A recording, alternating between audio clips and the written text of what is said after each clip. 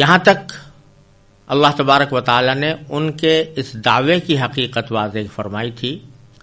جو وہ مسلمانوں کے سامنے کیا کرتے تھے کہ ہم بھی مومن ہیں، تو بتا دیا کہ مومن ہونے کے جو تقاضے ہیں ان میں سے کوئی وہ پورے نہیں کرتے، اور اگر مومن ہیں تو ان کا ایمان بہت ہی بری باتوں کا ان کو حکم دے رہا ہے۔ اب آگے ان کے ایک دوسرے دعوے کی بڑی مدلل تردید ہے، اور وہ یہ کہ وہ یہ کہتے تھے کہ ہم تو اللہ کے بیٹے اور اللہ کے محبوب ہیں، نحن ابناء اللہ و احباؤہ، اور ہمیں آگ چھو ہی نہیں سکتی اور ہم کبھی دوزخ میں جا ہی نہیں سکتے، یعنی جیسا بھی عمل کرتے رہیں آگ ہمیں نہیں چھوئے گی، اور اللہ تبارک و تعالی ہمیشہ ہمیں جنت میں رکھیں گے۔ اب اس دعوے کی تردید اگلی آیات میں فرمائی جا رہی ہے۔ میں پہلے ان آیات کی تلاوت کرتا ہوں، پھر اس کا ترجمہ اور مختصر تشریح انشاءاللہ عرض کروں گا۔ اعوذ باللہ من الشیطان الرجیم، بسم اللہ الرحمن الرحیم۔ قل ان كانت لكم الدار الآخرة عند الله خالصة من دون الناس فتمنوا الموت إن كنتم صادقين ولن يتمنوه أبدا بما قدمت أيديهم والله عليم بالظالمين ولتجدنهم أحرص الناس على حياة ومن الذين أشركوا يود أحدهم لو يعمر 1000 سنة وما هو بمزحزحه من العذاب أن يعمر والله بصير بما يعملون قل من كان عدوا لجبريل فإنه نزله على قلبك بإذن الله مصدقا لما بين يديه وهدى وبشرى للمؤمنين من كان عدوا لله وملائكته ورسله وجبريل وميكال فإن الله عدو للكافرين وَلَقَدْ أَنزَلْنَا إِلَيْكَ آيَاتٍ بَيِّنَاتٍ وَمَا يَكْفُرُ بِهَا إِلَّا الْفَاسِقُونَ أَوَكُلَّمَا عَاهَدُوا عَهْدًا نَبَذَهُ فَرِيقٌ مِّنْهُمْ بَلْ أَكْثَرُهُمْ لَا يُؤْمِنُونَ۔ ان آیات کریمہ کا ترجمہ یہ ہے، آپ ان یہودیوں سے کہہ دیجئے، یہ نبی کریم صلی اللہ علیہ وسلم سے خطاب ہو رہا ہے کہ آپ ان سے یہودیوں سے کہہ دیجئے کہ اگر اللہ کے نزدیک آخرت کا گھر تمام انسانوں کو چھوڑ کر صرف تمہارے ہی لیے مخصوص ہے تو موت کی تمنا تو کر کے دکھاؤ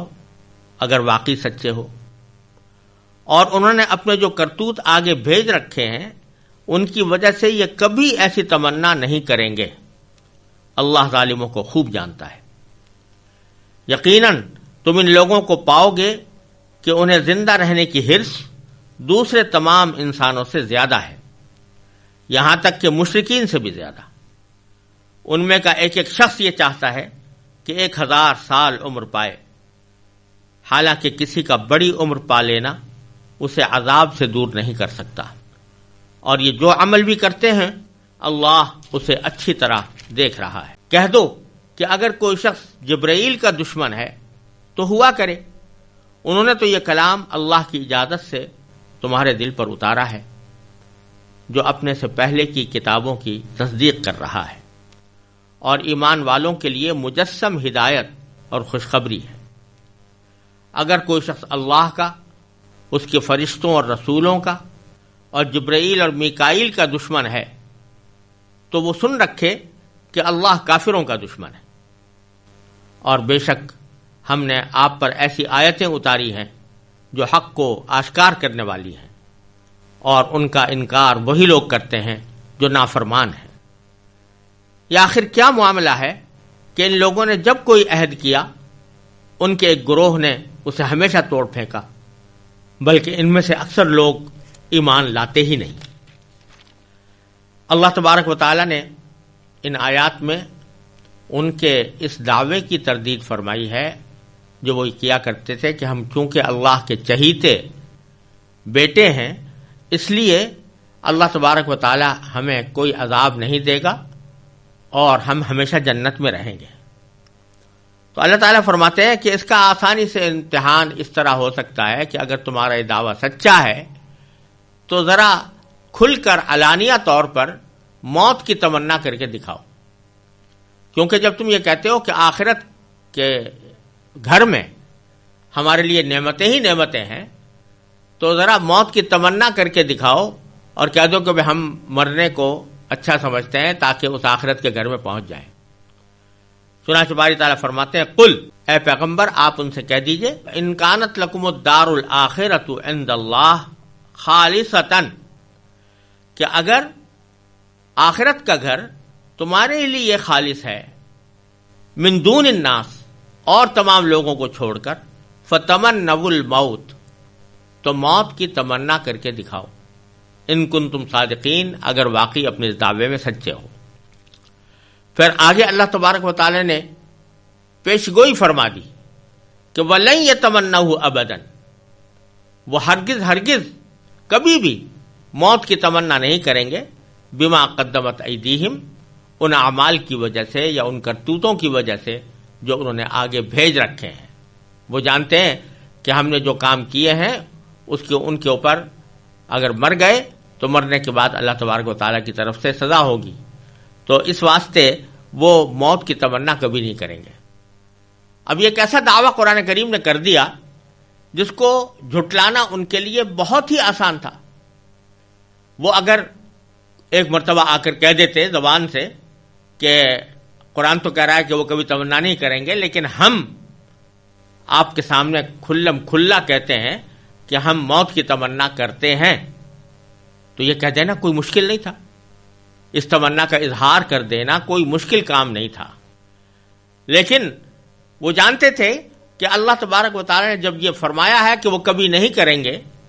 اور تو اگر ہم نے وہ تمنا کر لی تو اسی وقت ہمیں موت آ جائے گی، اور ظاہر ہے کہ موت سے ڈرتے تھے. تو اس واسطے زبان سے بھی انہوں نے تمنا کا اظہار کرنا کسی بھی طریقے سے گوارا نہیں کیا.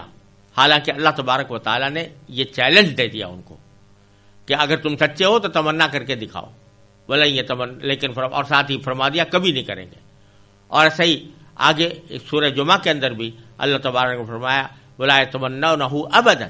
وہ کبھی بھی تمنا نہیں کریں گے. تو یہ چیلنج دے دینا اور یہ دعویٰ کر دینا کوئی آسان بات نہیں ہے. یہ کوئی اللہ تعالیٰ کے سوا کوئی نہیں کر سکتا، کیونکہ یہ چیلنج دے دینا کہ اگر تم تمنا کر کے دکھا دو گے تو گویا تم سچے ہوگے اپنے ایمان کے دعوے میں. یہ بہت بڑا چیلنج تھا، لیکن انہوں نے اس چیلنج کو قبول نہیں کیا. ان میں سے کوئی فرد بھی آگے نہیں بڑھا یہ کہنے کے لیے کہ ہمیں موت کی تمنا ہے. تو آگے اللہ تبارک و تعالیٰ فرماتے ہیں وَلَتَجِدَنَّهُمْ أَحْرَصَ النَّاسِ عَلَىٰ حَيَاةٍ، موت کی تمنا تو وہ کیا کرتے، تم ان لوگوں کو پاؤ گے کہ انہیں زندہ رہنے کی حرص دوسرے تمام انسانوں سے زیادہ ہے. وَمِنَ الَّذِينَ أَشْرَكُوا، یہاں تک کہ ان لوگوں سے بھی زیادہ ہے کہ جو بت پرست ہیں. بت پرست لوگ وہ بھی زندگی کی اتنی ہوس نہیں کر رکھتے جتنا کہ یہ یہودی لوگ اپنے زندہ رہنے کو پسند کرتے ہیں. بلکہ آگے اللہ تعالی نے فرمایا یود احدہم، ان میں سے ایک ایک شخص یہ چاہتا ہے کہ لو یعمر الف سنہ، کہ وہ 1000 سال عمر پائے. حالانکہ اللہ تعالیٰ فرماتے ہیں وما هو بمزحزحہ من العذاب، یہ بات اس کو عذاب سے دور نہیں کر سکتی ان یعمر، کہ اس کی عمر لمبی ہو جائے. واللہ بصیر بما یعملون، اور اللہ تبارک و تعالیٰ ان کے تمام اعمال کو اچھی طرح دیکھ رہا ہے. تو یہ بھی بتا دیا کہ ان کو زندہ رہنے کی حرص بہت ہے، دوسرے لوگوں سے زیادہ ہے، لہذا تمنا تو یہ کیا کریں گے. اور دوسرے یہ بھی بتا دیا کہ لمبی عمر پا لینا یہ انسان کو عذاب سے نجات نہیں دے سکتا. کس کی کتنی ہی لمبی عمر ہو جائے، لیکن اگر اس نے اعمال خراب کیے ہیں، اس کے عقیدے خراب ہیں، تو لمبی عمر پانے کے بعد جب وہ اللہ تعالیٰ کے سامنے پیش ہوگا تو اس کو اپنے کیے کی سزا بھگتنی ہوگی. پھر آگے اللہ تبارک و تعالیٰ نے ان کے اس دعوے کی ایک اور طریقے سے بھی تردید فرمائی ہے. وہ یہ کہ تم کہتے ہو کہ تم اللہ کے بیٹے ہو، اللہ کے منتخب بندے ہو، اللہ تعالیٰ کے چہیتے ہو، حالانکہ تمہارا حال یہ ہے کہ تم اللہ تبارک و تعالیٰ کے جو سب سے مقرب فرشتے ہیں حضرت جبرائیل علیہ السلام، ان کے بارے میں تم صاف صاف کہتے ہو کہ یہ ہمارے دشمن ہیں اور ہم ان کے دشمن ہیں۔ اور ہوا یہ تھا کہ جب نبی کریم سرور دو عالم صلی اللہ علیہ وسلم پر وحی نازل ہونی شروع ہوئی تو اس وقت آپ نے لوگوں کو یہ بھی بتایا کہ یہ وحی حضرت جبرائیل علیہ السلام جو اللہ تعالیٰ کے مقرب فرشتے ہیں وہ میرے پاس لے کر آتے ہیں۔ جب یہودیوں نے یہ سنا تو انہوں نے کہا کہ جبرائیل تو ہمارے دشمن ہیں، ہم تو ان کو اپنا دشمن سمجھتے ہیں، اگر کوئی اور فرشتہ وہی لے کر آتا تو ہو سکتا تھا کہ ہم بات مان لیتے، لیکن یہ تو ہمارے دشمن فرشتے ہیں۔ اب یہ بیوقوفی کی بات انہوں نے کہی تھی تو اللہ تبارک و تعالیٰ فرماتے ہیں کہ جب تم خود جبرائیل کو اپنا دشمن سمجھتے ہو جبکہ جبرائیل علیہ السلام اللہ تعالیٰ کے مقرب فرشتے ہیں، تو جو شخص اللہ تعالیٰ کے فرشتوں کو اپنا دشمن مانے تو اللہ تعالیٰ اس کا دشمن ہے، کیونکہ اللہ تبارک و تعالیٰ ہی کی مقدس مخلوق ہے فرشتے، تو جو کوئی ان کا دشمن ہوگا وہ اللہ کا دشمن ہوگا۔ تو تم اللہ کے چہیتے کیسے ہو سکتے ہو جبکہ اللہ تعالیٰ کے فرشتوں کی تم تکذیب کرتے ہو اور ان کو اپنا دشمن سمجھتے ہو؟ تو فرمایا اے پیغمبر قل، آپ کہہ دیجئے من کان عدوا لجبریل، کہ اگر کوئی شخص جبریل کا دشمن ہے تو اللہ تعالیٰ کو اس کی کیا پرواہ ہو سکتی ہے، وہ ہوا کرے۔ فإنہ نزلہ علی قلبک، تو واقعہ تو یہی ہے کہ یہ کلام اللہ قرآن کریم یہ اللہ تعالیٰ کی اجازت سے انہوں نے ہی تمہارے دل پر اتارا ہے، یعنی جبریل علیہ السلام نے اتارا ہے۔ نزلہ علی قلبک بإذن اللہ مصدقا لما بین یدیہ، اور وہ کلام اس طرح اتارا ہے کہ وہ اپنے سے پہلے کی کتابوں کی تصدیق کر رہا ہے، یعنی اس میں نبی آخر الزماں صلی اللہ علیہ وسلم کی تشریف آوری کی جو بشارتیں ہیں یہ ان کو پورا کر رہا ہے۔ اور وہدن وبشریٰ للمؤمنین، یہ ہدایت ایمان والوں کے لیے مجسم ہدایت ہے اور بشرا ہے یعنی خوشخبری ہے اس بات کی کہ ان کے ایمان اور عمل صالح کے نتیجے میں آخرت کی زندگی ان کے لیے بہترین ہوگی۔ اور پھر اللہ تعالیٰ نے فرمایا کہ وَلَقَدْ أَنزَلْنَا إِلَيْكَ آيَاتٍ بَيِّنَاتٍ، اور ہم نے آپ کے پاس ایسی آیتیں اتاری ہیں جو حق کو واضح کرنے والی ہیں۔ وَمَا يَكْفُرُ بِهَا إِلَّا الْفَاسِقُونَ، اور ان کا انکار وہی لوگ کرتے ہیں جو نافرمان ہیں۔ تو در حقیقت یہ لوگ جب ان آیتوں کا انکار کر رہے ہیں تو یہ اپنے نافرمانی کا ثبوت دے رہے ہیں اور اپنے اس دعوے کی تردید مہیا کر رہے ہیں کہ وہ اللہ تعالیٰ کے منتخب بندے ہیں۔ پھر فرمایا کہ أَوَكُلَّمَا عَاهَدُوا عَهْدًا، یہ آخر کیا معاملہ ہے کہ ان لوگوں نے جب کوئی عہد کیا اللہ تبارک و تعالیٰ سے یا اللہ کے پیغمبروں سے، نبذہ فریق منہم، تو ان کے ایک گروہ نے اسے ہمیشہ توڑ پھینکا، اس عہد کو توڑ ڈالا۔ بل اکثرہم لا یؤمنون، بلکہ ان میں سے اکثر لوگ ایمان لاتے ہی نہیں۔ اس کے بعد اللہ تبارک و تعالیٰ نے اگلی آیات میں یہ بیان فرمایا ہے کہ وہ نہ صرف یہ کہ رسول اللہ صلی اللہ علیہ وسلم کی تصدیق نہیں کرتے اور آپ کی بات کو نہیں مانتے، آپ کو رسول تسلیم نہیں کرتے، اس کے بجائے جب رسول اللہ صلی اللہ علیہ وسلم کی رسالت کو ماننے کا معاملہ آتا ہے تو اللہ کی کتاب کو تو یہ پیچھے ڈال دیتے ہیں، اللہ تعالیٰ کی کتاب کو تو پس پش ڈال دیتے ہیں، یعنی تورات کو بھی، کیونکہ تورات کے اندر نبی آخر الزماں صلی اللہ علیہ وسلم کی تشریف آوری کی بشارتیں موجود تھی، اس کو بھی پس پش ڈال دیتے ہیں، اور خود یہ کتاب جو اللہ تعالیٰ کی نازل ہوئی ہے اس کو بھی پس پش ڈال دیتے ہیں، گویا کہ ان کو اس کا پتہ ہی نہیں تھا۔ اور اللہ کی کتاب کو پس پش ڈالنے کے بعد پیچھے پڑے ہوئے ہیں کچھ ایسے جادو منتروں کے، جو جادو ٹوٹکوں کے، کہ جن کی کوئی حقیقت ہی نہیں ہے اور بعض اوقات وہ کفر تک پہنچ جاتے ہیں۔ ان کا ذکر کیا ہے آگے اللہ تبارک و تعالی نے آگے کی آیات میں ان آیات کی میں تلاوت کرتا ہوں اور پھر ترجمہ اور اس کی تھوڑی تشریح۔ وَلَمَّا جَاءَهُمْ رَسُولٌ مِّنْ عِندِ اللَّهِ مُصَدِّقٌ لِّمَا مَعَهُمْ نَبَذَ فَرِيقٌ مِّنَ الَّذِينَ أُوتُوا الْكِتَابَ كِتَابَ اللَّهِ وَرَاءَ ظُهُورِهِمْ كَأَنَّهُمْ لَا يَعْلَمُونَ وَاتَّبَعُوا مَا تَتْلُو الشَّيَاطِينُ عَلَى مُلْكِ سُلَيْمَانَ وَمَا كَفَرَ سُلَيْمَانُ وَلَٰكِنَّ الشَّيَاطِينَ كَفَرُوا يُعَلِّمُونَ النَّاسَ السِّحْرَ وَمَا أُنزِلَ عَلَى الْمَلَكَيْنِ بِبَابِلَ هَارُوتَ وَمَارُوتَ وَمَا يُعَلِّمَانِ مِنْ أَحَدٍ حَتَّى يَقُولَا إِنَّمَا نَحْنُ فِتْنَةٌ فَلَا تَكْفُرْ فَيَتَعَلَّمُونَ مِنْهُمَا مَا يُفَرِّقُونَ بِهِ بَيْنَ الْمَرْءِ وَزَوْجِهِ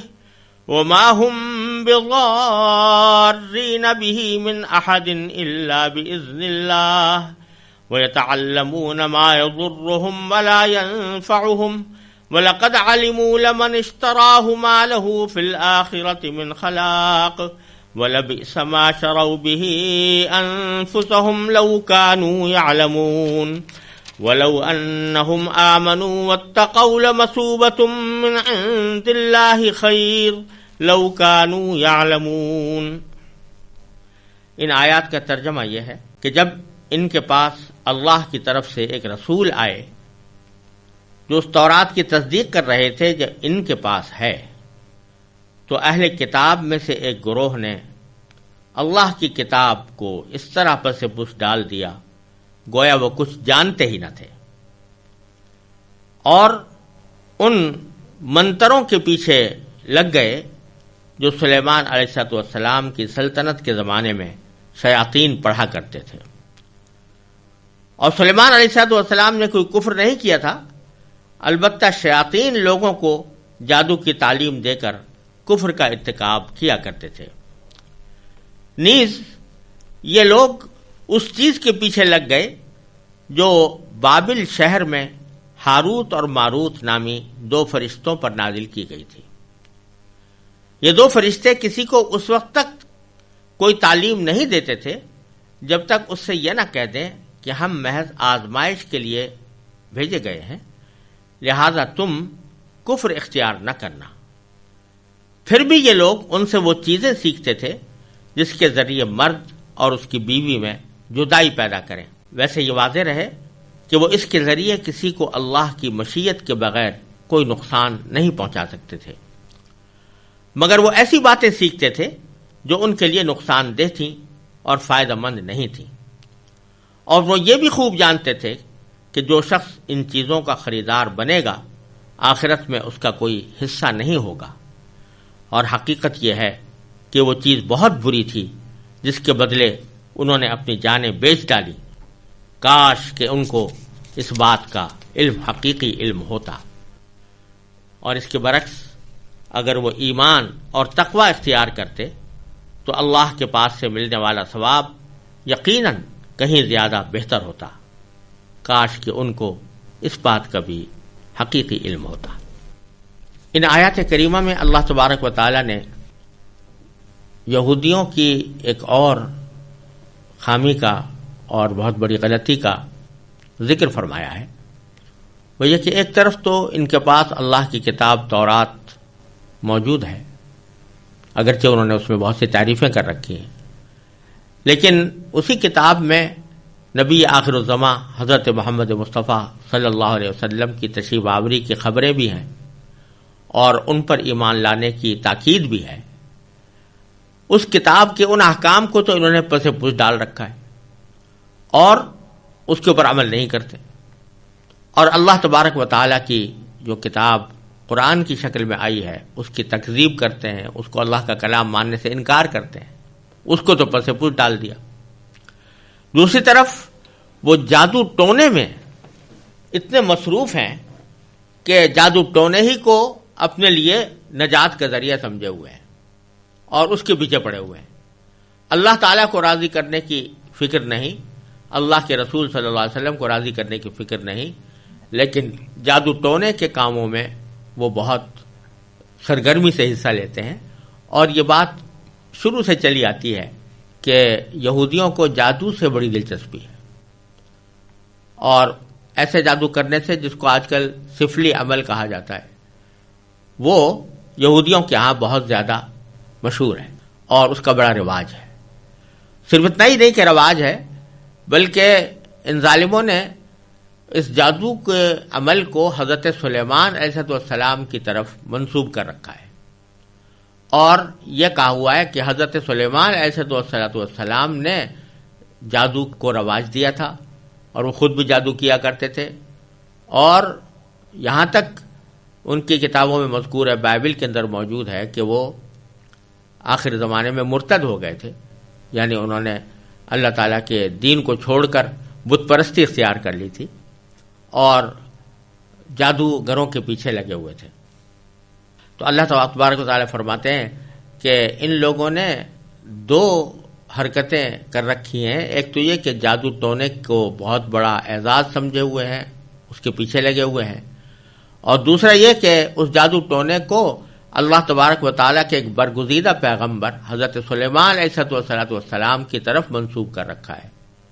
اور یہ کہتے ہیں کہ یہ ان کی تعلیم ہے اور ہم ان کی تعلیم پر عمل کر رہے ہیں۔ اللہ تبارک و تعالیٰ نے بڑے صاف لفظوں میں ان کے اس الزام کی تردید کی ہے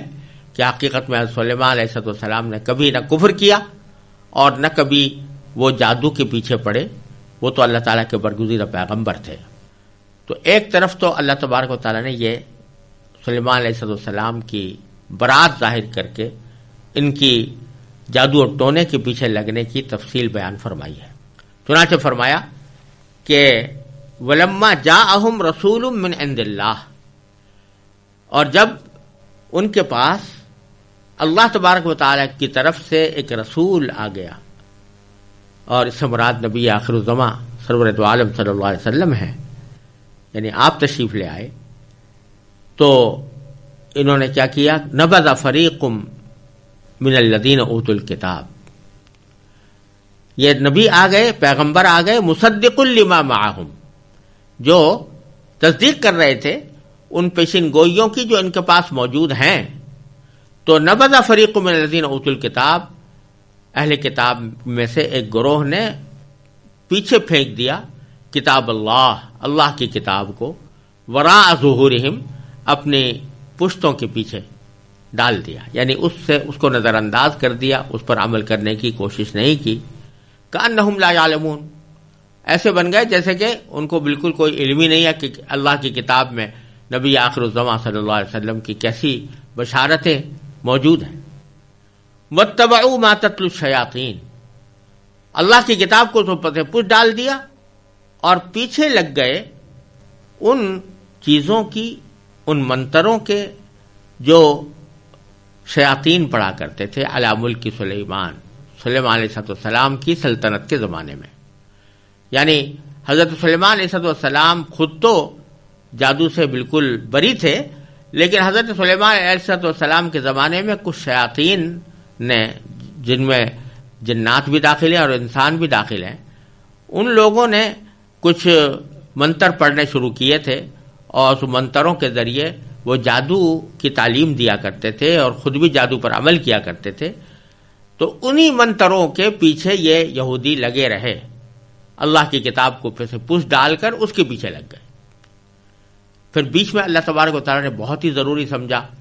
اس بات کو کہ ان لوگوں نے حضرت سلیمان علیہ السلام کے بارے میں جو یہ جھوٹا الزام لگایا تھا کہ وہ مرتد ہو گئے تھے،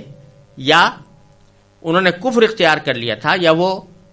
جادو کرتے تھے، اور جادو بھی ایسا جادو جو شرکیہ کلمات پر مشتمل ہوتا تھا، تو اس کی تردید اللہ تبارک و تعالیٰ نے بہت ہی واضح الفاظ میں بیچ میں جملے معترضہ کے طور پر فرمائی ہے کہ، اور حقیقت یہ ہے کہ سلیمان نے کوئی کفر نہیں کیا تھا، ولیکن الشیاطین کفروا، ما کفر سلیمان ولیکن الشیاطین کفروا، سلیمان نے کوئی کفر نہیں کیا تھا بلکہ شیاطین نے کفر اختیار کیا تھا۔ یعلمون الناس السحر، اور کفر یہ کیا تھا کہ وہ لوگوں کو جادو سکھایا کرتے تھے۔ جادو کے بہت سے طریقے ایسے ہوتے ہیں کہ جن میں شرکیہ کلمات ہوتے ہیں، مشرکانہ کلمات ہوتے ہیں، یہ ایسے کلمات سکھا کر لوگوں کو جادو کے اوپر بھی عمل کرتے تھے اور اس طرح شرک کا بھی ارتکاب کرتے تھے، یعنی کفر کا ارتکاب کرتے تھے. یہ سارا کام شیاطین کا تھا. حضرت سلیمان علیہ السلام کا اس سے کوئی تعلق نہیں تھا. اور یہودیوں نے یہ غضب کیا کہ خود حضرت سلیمان علیہ السلام کو جادوگر قرار دے کر ان کے بارے میں یہ مشہور کر دیا کہ انہوں نے آخری عمر میں بتوں کو پوجنا شروع کر دیا تھا. ان کے بارے میں یہ جھوٹی داستانیں اپنی مقدس کتابوں میں شامل کر دیں، جو آج تک بائبل میں بھی درج چلی آتی ہیں. چنانچہ بائبل کی کتاب سلاطین اول کی باب 11 سے میں اس کے فقرہ نمبر 1 سے لے کر 21 تک ان کے معاذ اللہ مرتد ہونے کا، سلیمان علیہ السلام کے مرتد ہونے کا بیان آج بھی موجود ہے. تو قرآن کریم میں اس آیت میں اس ناپاک الزام کی تردید فرمائی ہے. اور اس سے یہ بات بھی واضح ہوتی ہے کہ جن لوگوں نے قرآن کریم پر یہ الزام لگایا ہے کہ وہ یہودیوں اور عیسائیوں کی کتابوں سے ماخوذ ہے، وہ کتنا غلط الزام ہے. کیونکہ یہاں قرآن کریم بالکل صاف الفاظ میں یہود و نصارہ کی کتابوں کی تردید کر رہا ہے اور فرما رہا ہے کہ یہودیوں کی کتابوں میں جو درج ہے کہ سلیمان علیہ السلام کافر ہو گئے تھے، یہ بالکل غلط ہے. لہذا اس سے یہ بات بھی واضح ہوئی کہ پیچھے کئی جگہ تورات یا انجیل کے بارے میں اللہ تبارک و تعالی نے جو یہ فرمایا کہ قرآن اس کی تصدیق کرتا ہے، تو اس کا یہ مطلب نہیں ہے کہ جو کچھ بھی آج تورات اور انجیل میں موجود ہے وہ ساری باتوں کی تصدیق کرتا ہے، بلکہ مطلب یہ ہے کہ اس میں جو دین کے بنیادی عقائد ہیں ان کی تصدیق کرتا ہے، توحید کی تصدیق کرتا ہے. اسی طرح اس بات کی تصدیق کرتا ہے کہ اس میں نبی آخر الزماں صلی اللہ علیہ وسلم کی تشریف آوری کی بشارتیں موجود ہیں. یہ مطلب نہیں ہے کہ اس کی ہر بات کی تصدیق کرتا ہے. چنانچہ یہاں صریح لفظوں میں اللہ تبارک و تعالیٰ نے اس بات کی تردید کی جو تورات میں واضح الفاظ میں موجود ہے. تو معلوم ہوا کہ یہ الزام بالکل غلط ہے کہ قرآن ماخوذ ہے یہود و نصارہ کی کتابوں سے، اور یہ بات بھی غلط ہے کہ جہاں وہ تصدیق کر رہا ہے تو ان کی ساری باتوں کی تصدیق کر رہا ہے. یہاں واضح طور پر اس کی تردید فرمائی. پھر اس سے ایک اور بات بھی معلوم ہوتی ہے کہ یہ بات کہ بائبل میں حضرت سلیمان علیہ السلام کا مرتد ہونا مذکور ہے، اس کا علم نبی کریم سرور دو عالم صلی اللہ علیہ وسلم کو وحی کے سوا کسی اور طریقے سے نہیں ہو سکتا تھا. اس واسطے کہ آپ امی تھے اور مکہ مکرمہ میں آپ نے پرورش پائی. وہاں کوئی آدمی ایسا نہیں تھا جو آپ کو یہود و نصارہ کی کتابوں کی تعلیم دیتا. تو جو آپ کے بارے میں آپ کے علم میں کچھ نہیں تھا، قرآن کریم کے آنے سے پہلے یہ بات معلوم نہیں تھی کہ حضرت سلیمان علیہ السلام کے بارے میں ان کی کتابوں میں کیا لکھا ہوا ہے. یہ بات جو معلوم ہوئی اور اس کی جو تردید فرمائی، یہ اس بات کی واضح دلیل ہے کہ آپ یہ بات اللہ جل جلالہ کی طرف سے وحی پا کر ارشاد فرما رہے ہیں، اور وحی کے بغیر آپ کو اس کا علم نہیں ہو سکتا تھا. مزید ویڈیوز دیکھنے کے لیے ہمارے چینل کو سبسکرائب کریں.